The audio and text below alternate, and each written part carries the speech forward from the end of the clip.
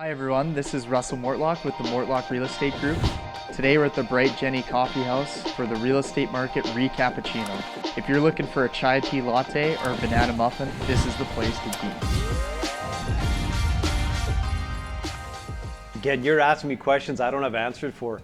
I always tell my clients right now, if you sell your home or if you're gonna sell your home, because the market's hot, payback is, Welcome to the ReCappuccino, brought to you by the Mortlock Real Estate Group.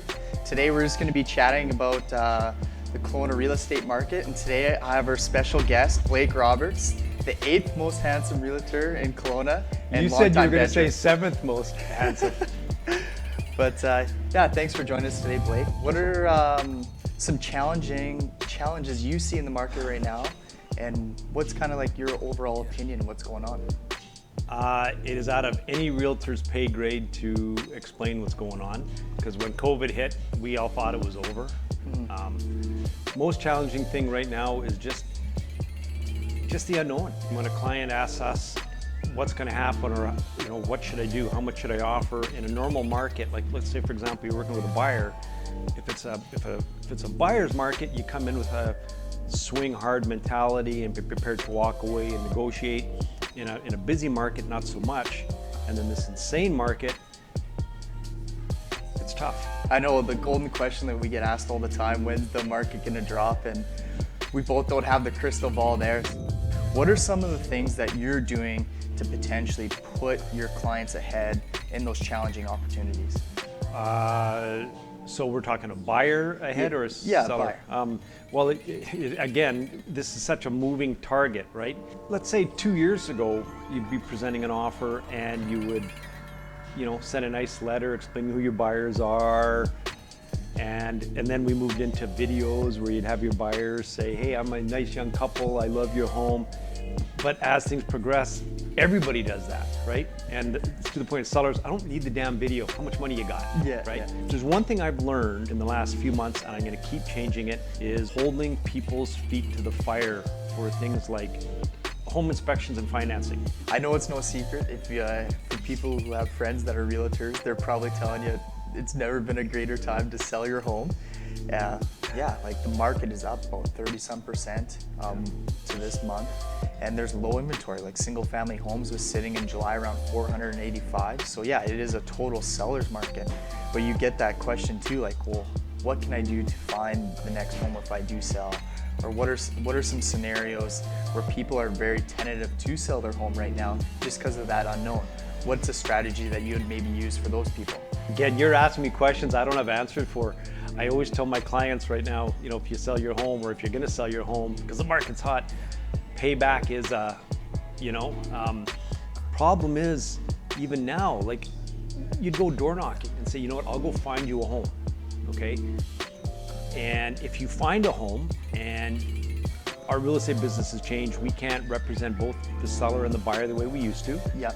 So even in a normal market, if I went door knocking, found a home for a client up in a neighborhood, and said, okay, go get your realtor now to represent you, to advise you on pricing, it's still often prudent to put it on the market anyway. So we've found a house, found a seller that wants to sell, and all you do is open it up to the world again. Yeah. I think that's probably one of the main takeaways that we wanted to do, is we wanted to just explain to the consumer that it is a very difficult time on all things real estate, and especially on their side, the amount of frustration that our clients are dealing with, it can be quite overwhelming for them. Yeah. I know when I was chatting with some potential people thinking of selling, one thing that we were talking about is maybe trying to qualify as your primary residence as a rental, buy first and then sell later. So that way you're maybe getting, because the market's still increasing, there's still price increasing, you'd be able to buy at a cheaper price and then sell higher. And I know you're a good big idea. That's a really good idea. You're a big proponent of the MLS service, and that's exactly what we offer. We offer that exposure, and in today's market, you'd be doing our clients and our industry a disservice without putting it on the MLS, because that is ultimately what is going to get it the top dollar, and that is what we're here to do. We're here to market the property, facilitate the deal, but ultimately our clients are always looking for the highest price point.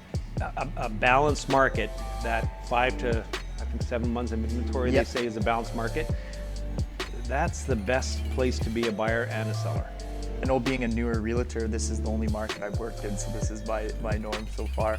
So you've been in the business for like 28 years? 34. 34. Not to age myself and not to book. 34. Okay, and here's an example too, just because I did what so many realtors do, 34 years. You as a new realtor taught me something about moving a home as a primary residence. Like, you don't have to be an older realtor to know everything. So I should have said that, yeah. Anyway, I digress.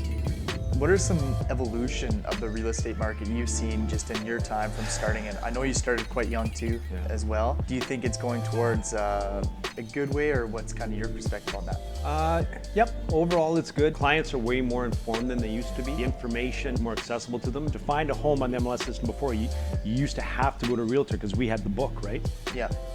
Now it's out there. When that happened 15 years ago, 20, whatever it was when the internet came, I thought we were out of business. Real estate, you need that balance. You need that ear to bend. You need that guidance. We sell 95% of the homes that are sold because we get clients more money and make it easier. Yeah, so no, thanks Blake for joining us first as our first special guest on the ReCappuccino. So one of the things we're doing is we're going to be highlighting a coffee house around and just kind of chatting about the market, just getting different perspectives from people in the industry and just what it is to be a consumer. So thanks for joining us. No, thanks Russell, thanks for doing this. Yeah. Sharp realtor. As soon as I met this guy, I thought he's going to do really well in this town. So. Well, thank you very much.